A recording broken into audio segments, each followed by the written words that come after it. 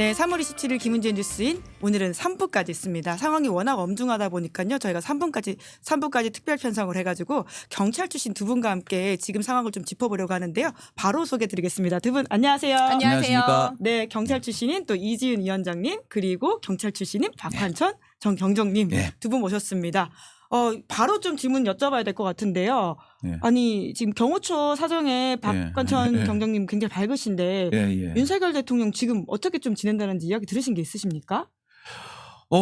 그 제가 예전에 TV에서 한 가족 오락관 프로 있었죠.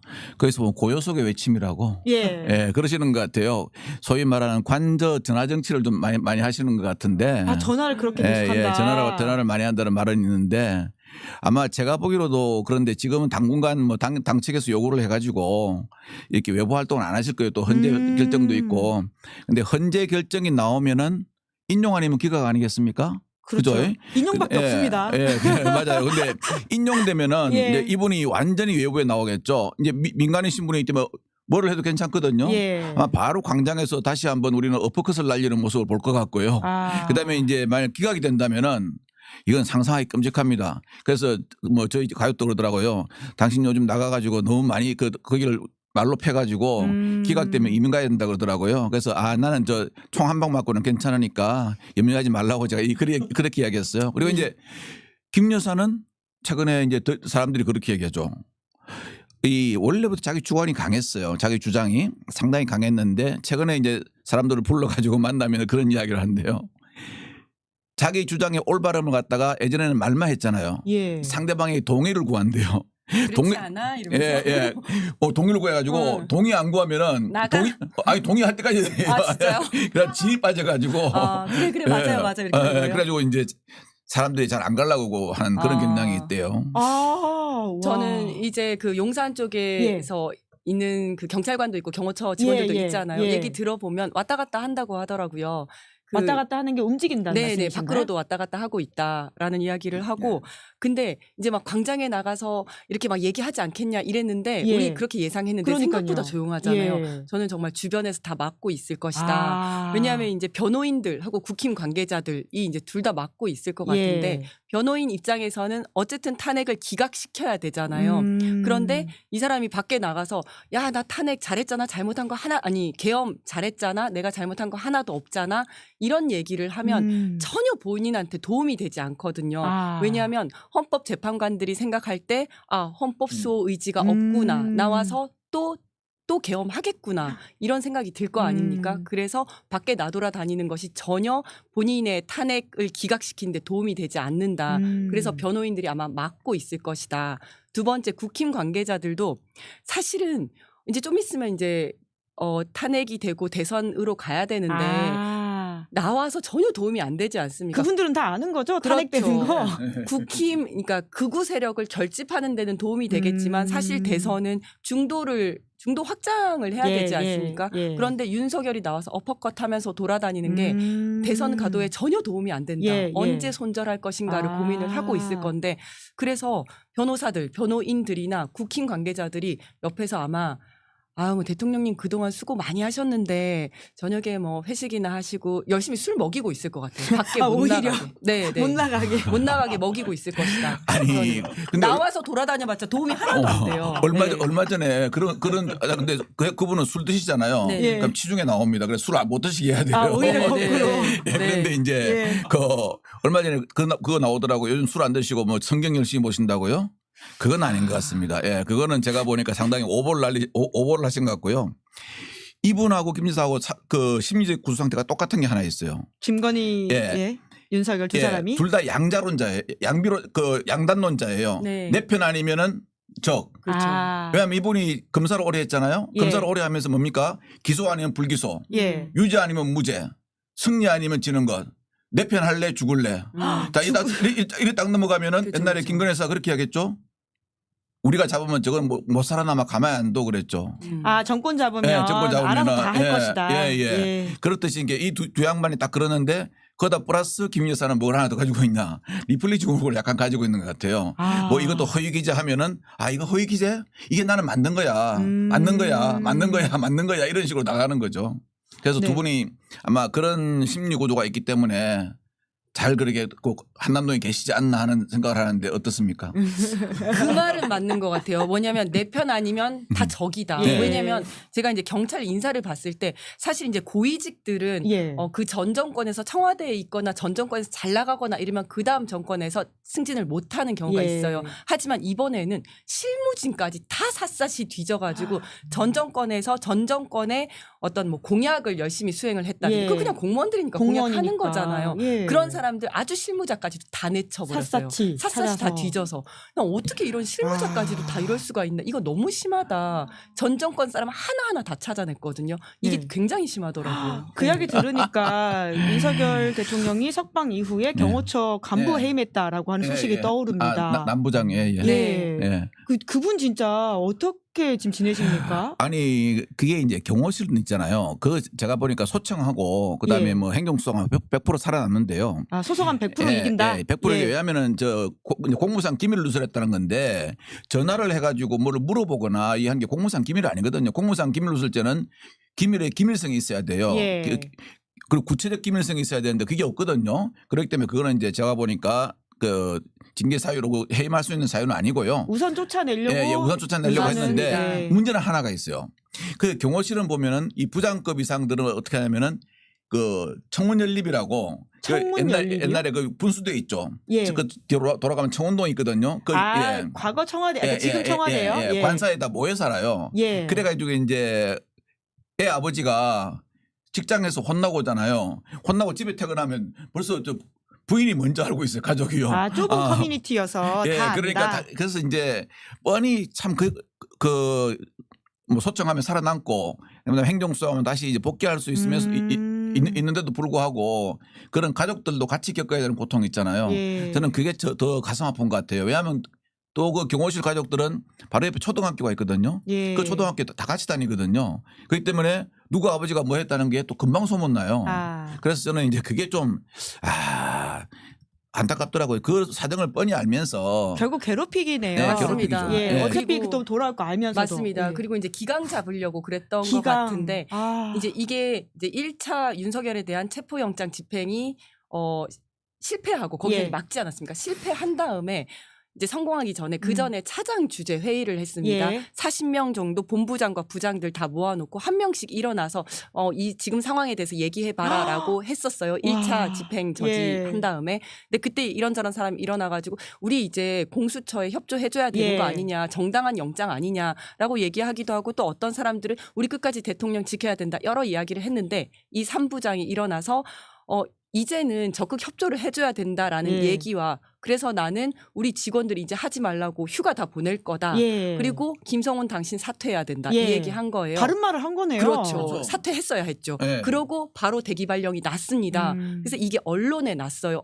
사퇴하라고 했더니 대기발령했다. 이랬더니 그거 아니다. 기밀 누설했기 때문이다라고 얘기를 했는데 그 기밀이라는 게 증거가 하나도 없어요. 예. 내부에 이제 이 김성훈 쪽에서 주장하는 거는 내부에 이제 사정이라든지 전략이라든지 아니면 이제 시설물이 어떻게 생겼는지를 경찰에게. 국수본 관계자한테 다 넘겼다. 이거 기밀인데 다 넘겼다. 이렇게 주장을 하는 건데 일단 근거가 없어요. 예. 이 3부장도 아니다. 나 안에 분위기 가르쳐 달라 해서 분위기만 이야기한 거다. 그리고 국수본 관계자도 나 그런 거 받은 거 없다. 그냥 분위기 내가 알려달라 해서 분위기 들었다. 이렇게 얘기를 했고 심지어 내가 국수본부장 만났다라는 얘기를 이 3부장이 먼저 했어요. 아.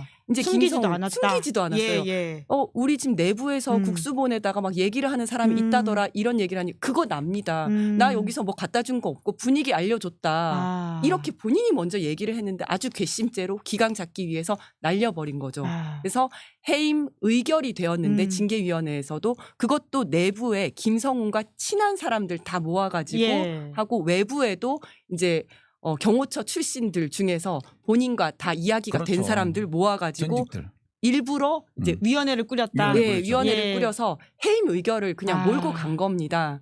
그랬는데 증거도 없고 증인도 없고 그런 그러게요. 상황에서. 네. 댓글창에 그러니까 관사 안에서 인민재판 한 거냐 이런 맞습니다. 식의 말씀이 맞습니다. 있네요. 정확한 표현입니다. 경호실 징계위원회는요. 요구한 대로 100% 떨어집니다. 네. 결국은 예. 정한 대로. 맞습니다. 근데 심지어 그런 상황 이후에 그래도 김성훈, 이강호가 구속되면 좀 분위기 바뀔 거라는 기대가 있었던 예. 것 같은데. 맞습니다. 근데 두 사람의 영장이 기각됐어요. 그게 아마 지난 3월 말에 윤 대통령이 구속 취소했잖아요. 예. 그때 나온 거하고 저는 상당히 연관이 있다고 생각하거든요. 왜냐하면 지금 경호처장이 없는 상태에서 경호처장이 경호처장 직대를 하고 있습니다. 그러면 현직 대통령을 경호하고 있는 총책임자를 웬만하면 해무 아니면 구속하기 어려워요. 예. 그래서 보면은 법원이 애매한 구속영장을 기각할 때 김성훈은 증거 인멸이 염려가 있는 게 아니고 증거를 인멸하였다거든요. 그렇죠. 인멸을 시도하였다고 네, 이미 다 구속 했으니. 염려가 없는 거죠. 네, 그런데 네. 이제 뭐냐면은 다툼의 여지가 있다 그러거든요. 다툼의 여지로 따지면요. 길 가다가 현행범 다툼의 여지가 있어요. 만약 현행범이 나 정당방위였어 그럼 다툼의 여지가 있는 거 아니에요? 그런 식으로 이제 하는 건데 제가 보기로는 이제 윤통호의 그 탄핵이 있지 않습니까? 예. 그 결과에 따라서 이 양반도 상당히 영향을 받을 것 같은데 시간 문제지 이 양반은 이제 언젠가는 처리가 될 겁니다. 근데 이제 하나 문제가 되는 건 뭐냐면은 지금 12.3 내란 혐의 있잖아요. 예. 그거의 전말을 알 수 있는 비화폰 증거가 그러니까요. 계속 이 양반에 의해서 사라지고 있다는 거 있지 않습니까? 저는 그게 가장 큰 우려가 됩니다. 진짜 그러니까 대통령 경호를 해야 되니까 풀어줬다는 건데 이 사람은 대통령 경호를 한 사람이 아니라 적법한 체포영장을 막은 사람이고 그것 불법. 때문에 예. 네, 구속영장이 청구된 예. 사람이거든요. 근데 영장을 기각했다는 것은 너 앞으로 가서 앞으로 계속 적법한 체포영장 뭐 체포영장이든 방해해라. 방해해라.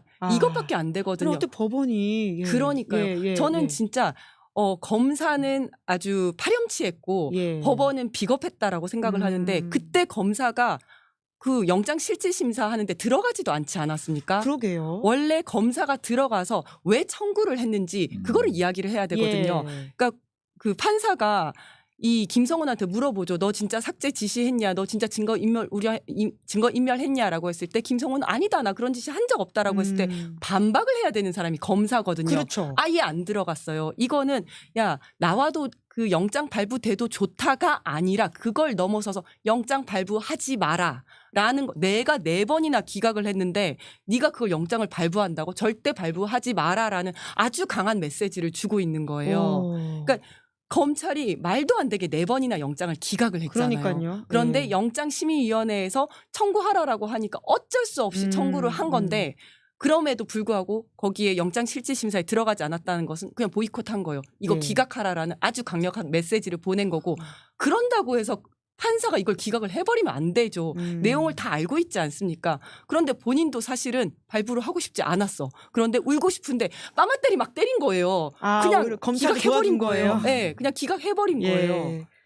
그런 상황인 거죠. 근데 시점 보면 참 묘해요. 그게 이제 영장을 청구했다가 영장심의위원회에 올린 게 2월 말이거든요. 예. 그다음에 이제 3월 초에 영장 심의위원회에서 지금 청구하는 게 마땅하다 했거든요. 근데 윤통이 그 이후에 풀려났죠. 예, 3월 초에. 예, 그러니까 풀렸죠. 이 구속 취소라는 큰 변수가 영장을 그 심사위원회에서도 다 고려 대상이 아니었죠. 예. 그러니까 이제 그 결론이 그렇게 나니까 경찰 입장에서도 아마 제가 할 때도 그랬을 거예요. 아 이거 영장이 쉽지 않겠다라는 생각은 지금 현재 대통령이 석방돼서 나와 있기 때문에 쉽지 않겠다라는 생각을 했었는데 예. 아니야 다를까 그렇다고 청구위원회에서 청구하는 게 맞다 그러니까 예. 이제 청구를 하긴 한 것 같아요. 예. 하긴 했는데 발부 자체가 조금 이제 정치적인 상황을 고려해 봤을 때는 좀 어렵지 않았나. 물론 이제 그걸 갖다가 정치적인 고려를 하면 안 되죠. 예. 왜냐하면 영장이라는 것은 형사소송법에 의해 가지고 판결하고는 달라요. 판결은 범죄가 합리적 의심을 배제할 수 있을 정도로 소명이 돼야 되는데 영장 같은 경우는 어떻게 하면 중대한 범죄를 범했다고 말할 상당한 이유가 있으면 돼요. 그럼 어느 정도만 소명이 안 돼도 이거는 그 증거인멸의 염려나 도주의 염려가 있으면은 예. 영장이 발부되거든요. 근데 이제 다른 어떠한 그 고려가 좀 있지 않았나 하는 저는 그런 생각이죠. 이런 상황이면 사실은 기소를 해서 공소유지를 검찰이 제대로 할까라는 걱정이 들기도 해요. 그게 사실은 좀 걱정이 됩니다. 예. 사실 이런 것 때문에 검찰이 내란에 깊숙하게 개입이 되어 있는데 검찰에 대한 수사가 전혀 안 이루어지고 있잖아요. 이런 것 때문에 초기부터 그래서 특검이 돼야 된다고 한 건데 지금 아무것도 안 되고 있는 상황이지 않습니까? 예. 이게 너무나 답답한 예. 거죠, 정말. 도돌이표 네. 다시 상황인데 그럼 지금 경호처 분위기가 다시 이광우, 김성훈 돌아오면서 더 안 좋아진 거 아닙니까? 지금 제가 보기로는 경호처가 있지 않습니까? 예. 경호실 생긴 다음에 제일 안 좋은 거의 붕괴의 상태랍니다. 그러니까 아이고. 다시 재건축을 해야 될 정도라 그러거든요. 경호실이라는 조직은 특징이 있지 않습니까? 위에서의 의사와 아래에서의 그 행동 액션이 신속하게 이루어지는 것이에요. 그리고 이 신속하게 이루어지고 체계도 일사불란해요. 좀 그래야 약간 되겠죠. 어떻게 보면 약간 예. 보수적인 조직이라고 볼 수도 있는데 그렇게 안 되면은 대통령에 대한 경호가 일사불란하게 안 되기 때문에 그러는데 이걸 유지하는 가장 뭐고 하나의 키워드는 뭐냐면 경호처 인사는 룰이라는 게 있습니다. 예. 예를 들어서 어떤 특기로 들어오면 어디까지 올라가고 어떤 특기로 들어오면 어디까지 올라가고 예측 가능한 예. 범위 안에서 예, 움직인다. 항상 경호처 인사는 예측 가능한 범위 내에서 움직이기 때문에 그 자리에 가가지고 열심히 하려는 게 경호처 간부들의 어떤 그 마인드거든요. 예, 예. 마인드인데 지금 요번에 그 현 정부 와가지고 이게 완전히 깨져버렸어요. 네. 깨져버려가지고 아니 통신경과죠. 예, 통신경과가 네, 경호차장을 한다 그러니까 네. 이 경호 특기들은 벙 찌는 거예요. 네. 아니 제가 그러면 경호를 진짜 해봤나? 그러니까 그런 말이 나오는 거예요. 저 경호실 창립 기념일 저도 많이 행사를 해봤거든요. 예. 경호실 창립 기념일에 그 경찰 공무원들하고 다 청와대 경호실에 근무하는 사람들 불러가지고 윤비어천가 불렀잖아요. 그렇죠. 생일 축하. 아니 제가 그래서 그 노래를 딱 들으니까 그런 노래를 매일 부르는 데가 있어요. 평양. 그리고 매일 어디? 평양. 누구? 그리고 매일 부르는 단체가 북한. 있어요. 네. 만수대 예술단이라고. 예. 이 양반이 정말 제정신인가 하는 생각이 들었어요. 그리고 그 말도 나왔잖아요. 무슨 저 뭐고 여사한테 회를 떠가니까 피를 빼야 맛있다 그러니까. 예. 작살로 찍어가지고. 아니 그게 바둑이 이거는요. 양시장 가서. 예전에는 경호처가 내금입니다. 내금이. 이거는 내시들이나 할 일을 하는 거예요. 그러니까 무슨 경호처 직원들이 그게 뭐 하는 겁니까? 그러니까 경호처 직원들이 그러잖아요. 야 이거는 정말 경호처 직원들은 자부심이라는 게 있어요. 솔직히요. 그럼요. 왜냐하면 예. 이렇게 용모도 참 괜찮고 하거든요. 그래서 자부심이 있는데 그런 자부심을 갖다가 싼거리 일순간에. 없앤 게 그럼요. 요번에 저 김성훈 차장 체제라 그러거든요. 네. 오죽하면 경호처장이 그 박종준 경호처장 있잖아요. 저도 이제 같이 근무를 경찰 출신이시죠? 해보았는데 예. 상당히 좀 이렇게 생각도 깊게 하고 좀 그런 면은 있어요. 그러니까 이제 약간 와일드하지는 않아요. 근데 그 양반이 오죽 하다 보니까 안 되니까 사표 내버리잖아요.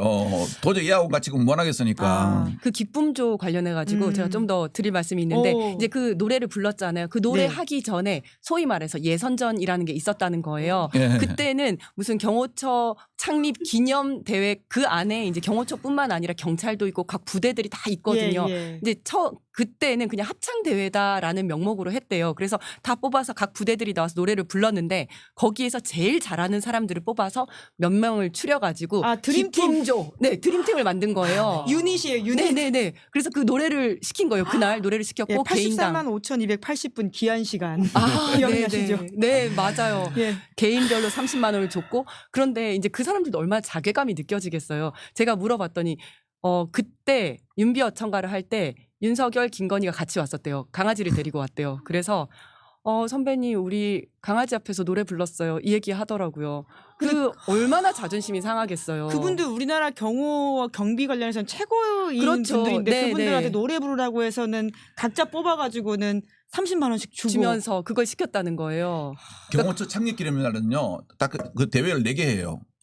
유도, 태권도, 검도, 무도 대회를 하고요. 사격 대회를 해요. 여태까지요. 그래서 그게 이제 최종 선발자들이 올라가 가지고 한 다음에 창립 기념일 날 이제 표창도 주고 상금도 주고 하거든요.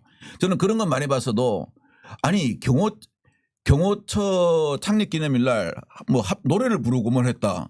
이건 저는 경호처 창립 기념일 날요. 노래는 딱 하나 나옵니다.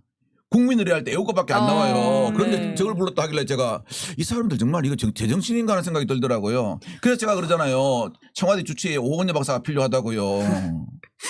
아니, 예. 아니 우리 선배님도 말씀하셨지만 지금 경호처에서는 분위기가 최악인데 윤석열이 경호처를 다 망가뜨렸다. 예, 이런 예. 이야기가 파다한 겁니다.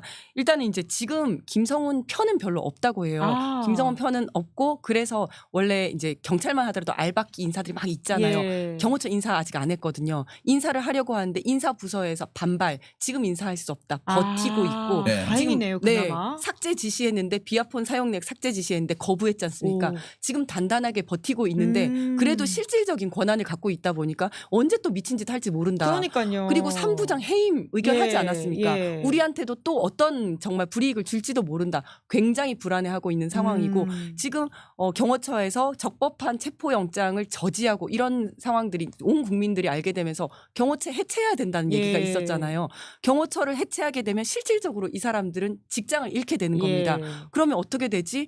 이제 다른데 경찰로 이관하든지 예. 해야 되는데 그러면 보통 강임이라고 해서 실제 계급보다 낮게 들어가는 경우가 많거든요. 예. 그러니까 현실적인 고민하는 거예요. 이거 진짜 윤석열 때문에 우리 다 망했다. 이런 생각하고 있고 그리고 근무 체계도 지금 굉장히 힘든 게 원래는 경호처는 인원이 그렇게 많지 않습니다. 예. 경찰, 군 다 같이 이제 경호 업무를 하거든요. 그런데 그 당시에 이제 적법한 체포영장 저지를 하면서 군과 경찰이 빠졌잖아요. 예. 그런데 김성훈이 야 니네 우리 말 안 들어? 그래 그러면 앞으로는 경찰이랑 군 다 빼고 우리끼리 해 이렇게 된 거예요. 너무 힘든 거예요. 지금까지는 경찰 20이라든지 22 경호대 다 같이 했었는데 예. 그거를 오롯이 경호처 직원들만 해야 되니까 업무량이 늘어서 업무량도 늘은 거죠. 업무량도 그렇지만요. 경호는 두 가지로 나눠집니다. 경호하고 경비로 나눠지거든요. 그런데 경찰 인력이나 군 인력이 없으면은 경비는 제로가 됩니다. 맞습니다. 왜냐하면 경호원들은 뭐냐면은 근접 경호만 합니다. 인력이 그밖에 안 돼요. 예. 근접 경호만 하기 때문에 거기에 경찰이나 군 인력 빼버리잖아요. 그러면 뭐 들어가는 사람 통제하는 거 있지 않습니까? 그걸 우리가 이제 경비라 그러거든요. 엄격하게 경비는 전혀 안 되고 있는 거죠. 그래서 그렇기 때문에 이 사람이 저는 김성훈 차장이라는 사람이 그러니까 욕을 듣는 거예요. 경호를 경자도 모르는 거예요. 그러게요. 맞아. 경비도 그런 안 되고 있는 사람이, 상황이다. 지휘를 예. 하고 있는데 아. 지휘를 하고 있으니까 현장 실무를 전혀 모르는 거예요. 아. 그러면서 경호를 하고 있으니 이 모든 게 김성훈 탓이다. 이 모든 게 윤석열 탓이다. 맞다. 윤석열이 맞죠. 경호처를 망쳤다. 그리고 이런 맞죠. 부분이죠. 근데 예. 그 이야기 나왔잖아요. 뭐 기관단총을 갖다가 배치하고 실탄을 갖다가 그 불출을 받았는데 그게 일상적으로 배치하는 거라고요. 아니에요. 그거는요. 그거는 이제 뭐냐면은 그 중화기는 비상화기라 그래가지고 예를 들어서 무슨 이제 예전에 저기 1번지에 있을 때 예. 그 광우병 시위 때 그 시위대가 청운동 앞까지 왔잖아요. 이제 그렇게 완전히 마지노선이 뚫렸을 때 그때 이제 배치하는 거거든요. 그렇기 때문에 그거는 일상적인 배치가 아니에요. 그거는 뭐냐면은 그 당시에 그 적법한 영장을 가지고 영장을 집행하러 온 수사관들을 갖다 제지하기 위한 위협적인 수단이죠. 그것만 해도 벌써 그런 특수공무집행 방해가 완전히 성립되죠. 네, 이제 그렇기 때문에 빠른 파면이 정말 중요하다는 걸 다시금 좀 저희가 실감하게 되는데 그런데 헌재가 아직도 소식이 없어요. 좀 너무 답답해하고 계십니다. 헌법재판소는요. 우리가 그러거든요. 1980년대 민주화항쟁이 있었죠. 민주화항쟁이 있고 난 다음에 그 이후에 그 헌법이 개정됐잖아요. 예. 그때 가장 큰 성과 중에 하나가 헌법재판소 설치라 그래요. 그래 보면 헌법재판소의 설치 배경을 보면 딱 이렇게 돼 있어요. 당시 제가 그 헌법재판소를 만들 때 있잖아요. 그 지금 보니까 대한민국 헌법을 수호하고 법률과 대통령의 행위가 헌법에 합치되는지를 판단하는 기관이다 돼 있거든요. 쉬운 말로 딱 잘라 말하면은 헌법 수호를 통한 국가사회 안정을 가져와야 되는데 그럼요. 네. 이분들이 지금 자기 눈에는 안 보이는 건지 어떤 건지 뭘 해야 되는지를 모르는 것 같아요. 왜냐하면은 자 그렇게 하겠잖아요. 토의할 게 많아가지고 서로 안 맞는 게 많아가지고 평의를 계속 하다 보니까 시간이 오래 걸린다 이야기했는데 저는 이때까지 헌법재판소 재판관들이 평의한다고 그래가지고 18시 이후에 퇴근했다는 소리를 갖다가 보도에서 본 적이 없어요. 그리고 그래서 제가 확 궁금해서 물어봤어요. 그때 넘어온 다음에 18시 이후에 근무한 적이 몇 번이냐 있냐니까 누가 웃으면서 한 2번 정도 있을걸요 그러더라고요. 아, 경찰 관계자한테 물어보신 그러니까 거예요? 문재인 전 대통령이 그렇게 말씀하시잖아요. 밤을 세워서 토의를 하더라도 예. 신속한 결정으로 예. 사회 대립과 혼란을 좀 신속하게 마무리해달라 이런 요구까지 하시잖아요. 그래서 저는 저분들이 정말 헌법재판소 재판관으로서 있잖아요. 예. 어떤 저분들 30년 이상 전부 다 재판을 하신 분이거든요. 네. 사실관계라는 것은 딱 떨어져요. 왜냐하면은 그냥 우리 TV로 다 봤잖아요. 그럼 이게 사실관계가 법 적용이 어떻게 되냐, 법리 해석이 어떻게 되냐. 우리나라에서 저분들 다 대법관 되고 봤거든요. 예. 그러면 최고 이 법리 해석과 법률 적용에 아예 그냥 탑으로 인정받으신 분들이에요. 저분이 이 법을 적용하는데 얼마나 그렇게 많은 시간이 걸립니까? 그래서 저는 좀 이제 나중에 명예를 생각하시더라도 일절 어떤 정치적인 의도 있잖아요. 예. 이걸 좀 배제하시고 지금이라도 좀 이렇게 어떤 그 대한민국을 이끌어 나가는 세계 축 중에 하나잖아요. 사법부의 최고 어떤 판단 기관으로서 예. 그런 어떤 좀 그 스스로의 마인드를 가지고 명예를 가지고 좀 빨리 판단해 주셨으면 좋겠어요. 저는 이제 지금까지 결론이 안 나지는 않았을 거라고 생각을 합니다. 왜냐하면 이제 우리가 지금까지 굉장히 선의를 가지고 참아왔는데 너무 선의를 지금까지는 가졌어요. 맞아요. 저쪽에서 윤석열 측에서 이것저것 트집을 잡으니까 이거 하나 다 하느라고 할 것이다. 그거 다 해도 이미 지났어요. 저는 결론이 나지는 않았을 것이다. 그러면 이제 지연이 되고 있는 건데 결론이 났는데도 지연이 되고 있는 건데 결론이 안 나진 않았을 것이다. 네, 저는 그렇게 생각합니다. 지연이 되고 있는 건데 네. 두 가지 이유가 있다고 봐요. 그러니까 두 가지 가능성이 있다고 봅니다. 하나는 결론은 났지만 시기를 지금 살피고 있을 것이다. 그거는 이제 뭐 극우 보수 이쪽에서는 이재명 대표 선거 끝나고 나서 해야 된다. 그것까지 보고 해야 된다. 이야기를 하지 않았습니까? 그래서 그래 좋다. 극우에서 그렇게 보수에서 그렇게 얘기하니까 시기 한번 기다려주자.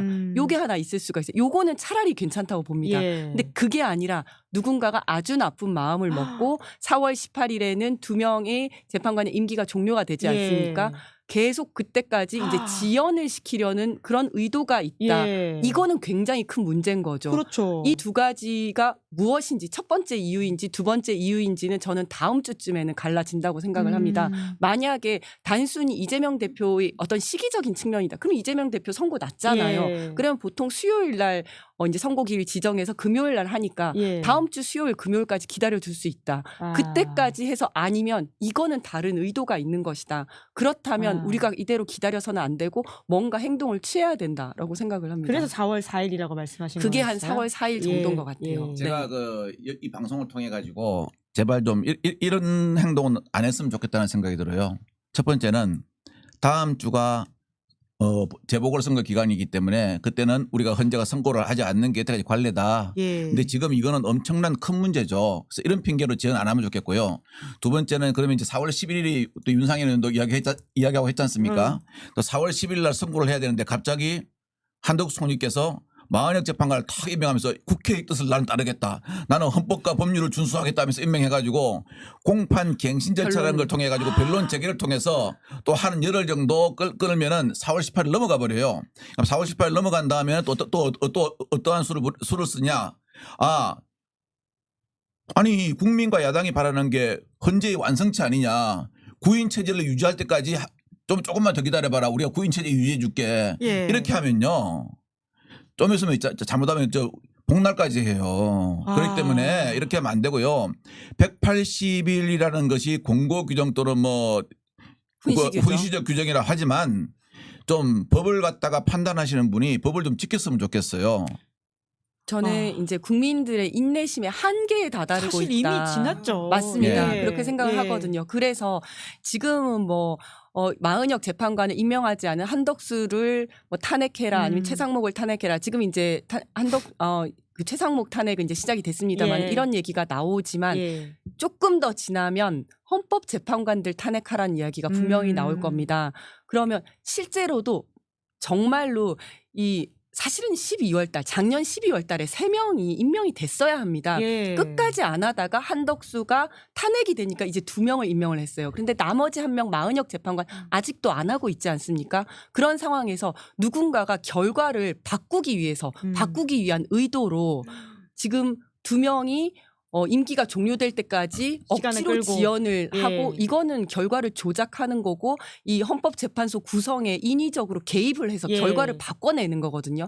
이거는 이러한 헌법재판소가 운영되는 것 자체가 위헌적인 상황을 가지고 오는 거예요. 그렇다면 실제로도 헌법재판관들을 탄핵하라는 이야기가 나올 거고 그렇게 갈 수가 있습니다. 정말로. 이거를 생각해야 됩니다. 그러면 더 이상 국민들이 헌법재판소에 대한 신뢰를 거두고 다 탄핵을 해버려서 멈추게 한 다음에 국회가 이 상황은 이제 국회가 개헌을 통해서 해결해라 이런 이야기들 나올 겁니다. 그렇게 되기 전에 반드시 빨리 본인들이 스스로 해결을 해야 됩니다. 그럼요. 댓글창에 4월 18일까지 미룬다면 이건 또 하나의 내란이다. 이렇게 그렇죠. 우리 말씀하시네요. 이재용 변호사가 말한 헌법재판관을 탄핵해라 이거는 좀 점잖은 말이고요.